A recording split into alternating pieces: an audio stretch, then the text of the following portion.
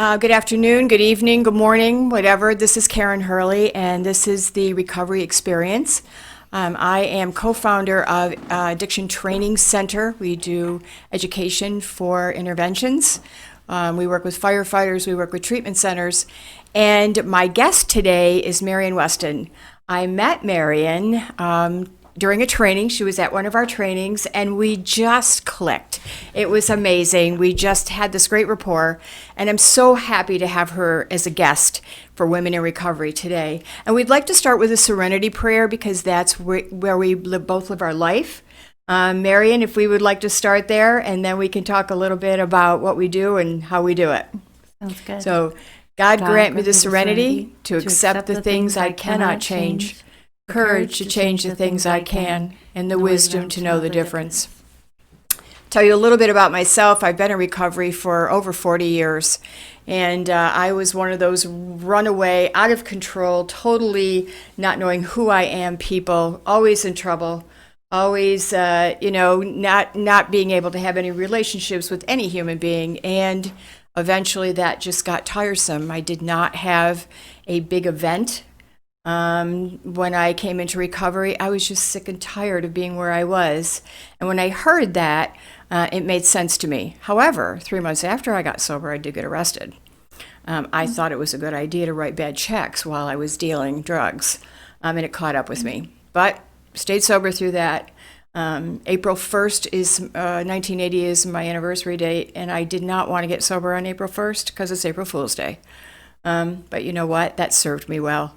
So Marion, when we met, we just clicked that day, and we'd like to know more about you, and we'd like to share more about what's going on in your life and the wonderful facility that you run. And I have been there. I am so in awe of what they do and how they do it. And I've talked to people who have been there, and it's just amazing. So Marion Weston, please tell us more about you. So I'm going to look over here, right? You can look there, or you can look at me, however you want to do it, back and I forth. like looking at you. Go right ahead then. Anyway, I just celebrated 31 years of continuous sobriety yesterday. Was it yesterday or the day before? Day before. Yes, the day before. Oh my God, November 11th. I am a West Coast girl. I was born and raised in Bellingham, Washington, and been very active in the 12-step program, and am a co-owner of Through the Archway in Parkland, Florida.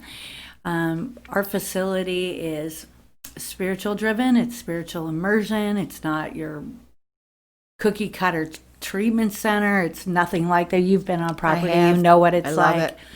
We have an acre and a half of pine trees and palm trees, a swimming pool, and no movie stars. But it's just a place where our guests, they're not clients, they're guests, have a way of being at home and having their own organic experience with a God, a higher power of their own understanding.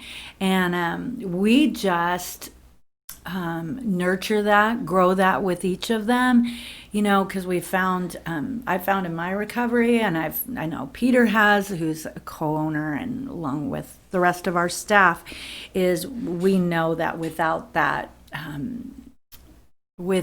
connection, that we're in a lot of trouble, and even at 31 years of sobriety, I run after it, like our books talk about, with desperation of a drowning woman.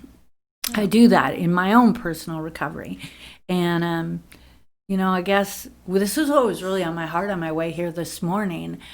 It really, when you're up on an anniversary, you get a little emotional, and it really feels like you kind of go back to the day and the memories and how dark it was before the dawn and things. And I guess one of the things when we were talking earlier about old school things that we did, sitting at the kitchen table, That's right. drinking lots of Folgers coffee, things That's like right. that. And one of the greatest important things I learned early on was I never listened to anyone. I never listened. And I think that that's what I do today, the things that I gravitate towards women that I admire, gentlemen that I admire, people who have something that's going to help feed my spirit, to overcome this hopeless state of mind and body that we live in, right? Yep. So I think we can have distractions these days, with cell phones and meetings and Zoom meetings. I can Zoom out and I can text message at the same time or whatever. And not saying that that's the only way to be sober, but just the ability to, they used to say, take the cotton out of our ears and put it in our mouth and sit down, shut up, get a cup of coffee and listen, So I guess that's one little piece that was really on my heart today. So it's amazing when you talk about not listening. The first 2 people that I asked to mentor or sponsor me fired me because I didn't listen. I couldn't listen. I couldn't remember. Mostly, I couldn't remember what anybody said. Mm-hmm. And I think sitting around the table, we sat around my kitchen table, other people's kitchen tables, and there were all of us talking about where we were. And all of a sudden, I figured out that I wasn't any different than anybody else. That lonely emptiness, that hole in my guts that I talk about, it was like everybody else around the table. And yet there was hope because some of the people had time and years, maybe only 1 or 2 years or 3 or 4 or 5 years, but there was hope that could change, and it did change for me, and it changed for most of us. And I agree with you, without some spiritual way, for me, that was very difficult. I have a past history of being molested by, a pastor, a priest.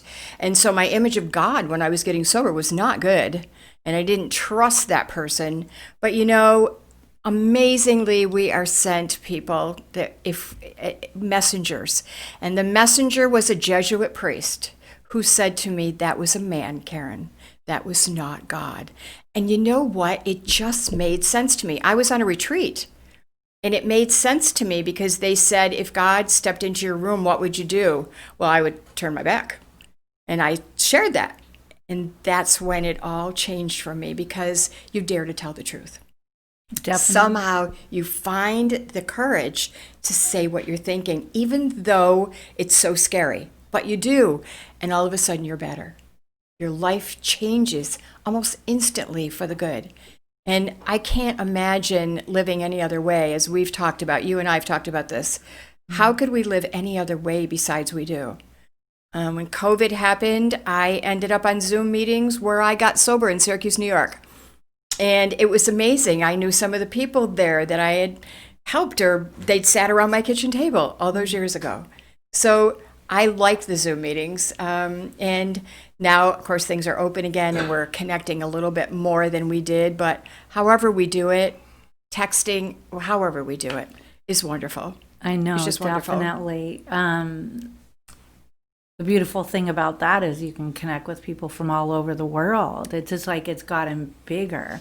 And it's, I saw a post on someone who had said, using technology today in an unselfish way, what that effect would have on people. And I think even for new people, you know how we just want to crawl in the door and, oh my God, we're so full of Don't shame notice and me. blah, blah, blah. Don't notice me. It's like kind of a nice way to segue in, put your screen up and things like that. So yeah. And going back to what you said about the priest or whatever, it's, people are always going to let us down. When it talks about no human power, like, I don't want to be that person for someone. Mm-mm. I can't get nobody sober. And, if I start taking credit for that, I'm in trouble because that means I'm also going to have to take responsibility if they get loaded. That's too much. That's right. But I can do, give away what's been given to me, I learned very early, maybe not really very early, but if I'm working harder at your sobriety than you are, it's not going to work. I know how to be sober, and I know the things to do. I know to reach out. I know to do all those hard things. They were so hard for me to make a phone call or do whatever. But you know what? I learned how to do it, and my heart would pound, and I would stutter, and I would say, I don't even know why I'm calling, but I know I need to because I don't even know what I'm feeling. And somebody at the other end of the phone was kind enough to say, it'll be all right. Yeah. It's okay. And that's how it worked. And for me not to be able to do that with other human beings, I answer my phone 24/7. But if you're calling me drunk and you didn't call me before, I'll talk to you in the morning, but I'm not going to talk to you drunk. But I'm not going to work harder than you, because my sobriety belongs to me. Yours must belong to you for you to be okay, for all of us to be okay. It's so important. And that used to not feel good for me, that I didn't do all that. But then I learned about that you really have to have it belong to you. I'm proud of my sobriety. I'm proud that more than half of my life I've been sober. I'm proud that I have shared my life with amazing human beings. I wouldn't know how to live any other way, nor do I want to. The ups and downs, the losses, the gains, but they're real. They're absolutely real, right from your guts and your heart. It's so true. And, I was thinking about us women in general. It's like my first women mentors or whatever. Right. I started walking like them and talking like them and dressing like them and, and things like that, because I had no idea who I was. And I think that's there's so much around the topic of women in recovery of trying to be just our authentic self, and women not being a threat, and I should be skinnier, and I should be smarter, and I should be this, and shooting all over ourselves of what we should be like. And I don't know, it's kind of like the older I get, the more comfortable I get in my skin to just be, you know what, I'm Marion. I came here on 2 wheels today as usual, and, that's Marion, and also just even in those weaknesses and things like that, to not beat yourself up and, stuff like that. And that's just really a passion of my heart, is women in particular. It's like a lot of times, well, I think men probably do this too, but it's always what we see in someone else that's a weakness in ourselves. Absolutely. And as I embrace other women in my life and allow them into my heart and things like that, the more and more I'm healing, I'm actually healing, Yes. We're just kind of in this together, right? Yes. And what about humor? Oh, please. I am lucky enough my business partner, Scott Jones, is a funny person, and I laugh a lot. I don't necessarily generate humor myself. I'm not I'm a thinker. So I think, I process, I analyze. I am that person, and I love to be kind to others, and I love to have interaction, but I'm not particularly humorous. And when Scott and I travel, I just laugh all the time. And that humor, we need to put people in our life, if we don't know how, to have those people in our life so that we can laugh.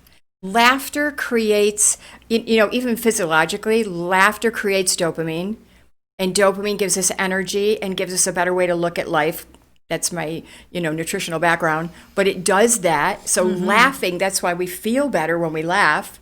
And so those kinds of things are so important. Finding the humor in some of the things that I did that I thought were so horrific. Yeah. And I've never heard anybody say anything any different than I do, that we thought ours was the worst possible thing that could happen. Yet everything has already happened to everybody. In the second it comes out of our mouth, because this is the place, it's that loneliness that we feel and that separateness that we feel. And the second it comes out of our mouth, it's like, oh yeah, me too. Oh yeah, me too. Exactly. It's just so amazing. It's so amazing. And to tell you the honest to God truth, and I can tell if I just had a magic wand to wave it over to people, that this is what your life is going to look like. You'll be fine with plenty, but you'll be fine with nothing too. It's because of the work that happens on the inside. And I'm telling you, if these weren't, I just turned 61. I wouldn't take a day back of my life. My life just gets better and better.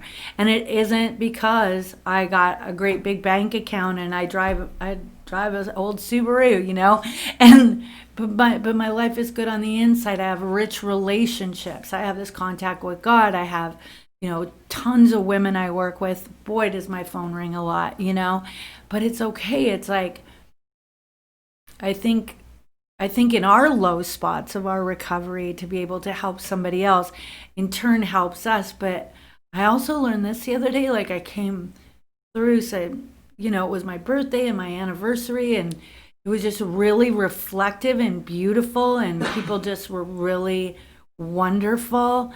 But even in that high spot, I still got to give that away because I can't outgive God. The blessings that God's given me, I just need to pour them out to other people. I just got to share it, you know? Well, because we know one thing. We didn't do this by ourselves. Oh my goodness, no. And as I look back, even with our backgrounds, whatever brings us to the next place, you know, I talk about being molested freely because I used to do groups with young people. Yeah. And every single thing we have, should it happen? No, but it did. So what am I going to do with that? Right. Am I going to do something good with that to help another human being? Or am I going to sit and talk about what a victim I am? And when I talked about a victim, I was drinking and using. When I stopped that and got sober and helped another human being and say, you know what, you can be okay. You can be okay. I heard this beautiful woman talk about living in the woe or living in the wisdom.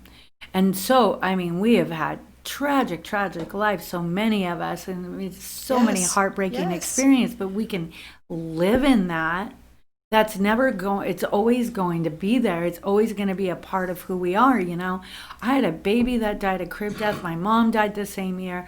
I've had, you know, things happen to me sexually that shouldn't have happened and things like that. But, you know, our book talks about no matter what, those experiences will benefit someone else. That's right. They have. That's right. And when they can look and go, if you can do it, I can do it too. It's just a beautiful thing. Absolutely. And that's why I think I am so fortunate. When I got sober, they said, gifts beyond your wildest dreams. Well, I didn't even know what my wildest dreams were. Right. But as I look back, it's absolutely what's happened. The right people have always come into my life to teach me a lesson. Some I didn't even like, but they taught me a lesson. Oh my goodness. And the lesson was big, and it was a good one. You know, my sponsor used to say, just put your head down and listen. And, well, couldn't listen. I couldn't remember anything. However, I got better and better and better. And now I can listen. I find that when I'm sitting with people, I like to hear what they have to say. I like what people think. I like to just have a relationship with somebody where we can just share and feel good at the end of that. For sure. And we didn't, as a child, I didn't feel good at the end of conversations. But as an adult, that's gotten better and better and better. Like you, I wouldn't trade one moment of my life any way that it is because it's brought me to today. And I'm much older than you. But I wouldn't trade my life for anything. I love what I do. I love education. I love answering the phone and hearing somebody say to me, it happened 2 days ago. Scott and I were doing a training for the EAP conference, and I got a phone call on a break. I'm sober 22 months. That made my day. This person has struggled for 7-8 years in and out. I've got 22 months. I got goosebumps, and that lights me up. I think that's the most incredible thing ever. You know, I just love your passion and whatever, you know, just to plug Karyn and Scott, you know, just in any way that they just want to tell the world. You want to tell the world of that it can be better, that people can recover, and whether that's intervention or whether that's. So, I mean, I know there's just so many different tentacles that come from what you guys do, but just your passion and love for what you do, that you're so driven and passionate about what you do. I just love it. I mean, that's the people we attract in our life, I think, because that's what attracted me to you when we were doing the training. Scott and I were training, and you were at the training, and your passion is what we connected through. Yeah. That we had the same feeling for other human beings. Well, you know, when I first started, I couldn't be a mother to my children, and I couldn't be a partner. I couldn't be a friend. I couldn't stand looking at myself in the mirror. I couldn't. And when you've been given the keys to the kingdom, when you've been given that, how can you not pass that on to someone else? And so is it always easy? Absolutely not. The thought or obsession of a drink and drug is is been gone a long, long time. Right. Doesn't mean it doesn't fly through the brain every once in a while. But, there's all the other things that go with that continue us on this walk. Because if it was just about putting that down, we wouldn't be sitting That's here done. today. It'd be That's- like, okay, done drinking. Yeah, that's not it. It's all Yeah. about life and change and what you're going to do and get out of yourself and all of those pieces. That we learn. Serving and honesty and Yep. open-mindedness and just all that stuff. And I think open-mindedness is such a huge piece too, because yes. sometimes we can miss like having, because I've been there before where I got like super spiritual prideful and it's only this way, and I got so screwed up in my recovery where I was just like, I did too. Ew, I became prideful, I became egotistical, I became, and all that stuff. And still those things can crop up and bite you in the rear, every once in a while, of course, because those are all symptoms of what we deal with. But when I keep an open mind into everything, it's like there's, my friend Mickey's wife Marie, she talks about, I always say, they say God's either everything or he's nothing. I say that God's either everywhere or he's nowhere. That's right. It can be in a butterfly or a Everywhere. feather dropping from Everywhere. the sky, and the person at the Wawa or Oops. commercial, whatever it is, it can come from Dunkin'. anywhere. And if I'm not open to that stuff, then I'm going to miss it. You must see it everywhere. And I don't want to miss it.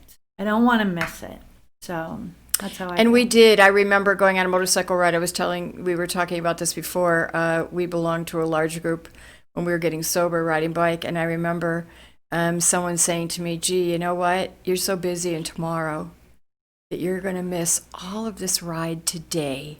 And I thought, well, I won't tell you what I thought, but then I went and thought, you know what? I need to get right in the present moment because that's where God is. And I didn't even know that then. Yeah. But I know it now, and I can see it. And just seeing even little weeds and little flowers along the road is an amazing experience. And that's what life is. It's the little things that happen that make your day. And that's God. Yeah. Yeah. Absolutely. Very spiritual. Absolutely, girl. Yeah. So this has been wonderful. Tell us you want to give your phone number to your facility. Tell us again who you are. Oh, what is our phone number? We'll put it so in. we're Never mind. yeah, We'll you put guys it. put it in, but it's through the Archway. We're in Parkland, Florida. And it's been wonderful. We have men, we have women, we have dogs, we have squirrels, and we have butterflies and dragonflies and some geckos, and we have a really good time. And we get sober and we laugh a whole lot and we cry sometimes too. And it is an amazing That's place. good. Scott and I visited you, toured with you. It's an amazing place. It's wonderful. The sobriety that comes out of there, the people who work there are amazing. And it's an honor for me to have you here. I hope you'll come back and we'll do some other discussions. And Sounds I'm good. glad you're my friend, and I appreciate all you do. Me too. Thank you. Good to see you, my friend.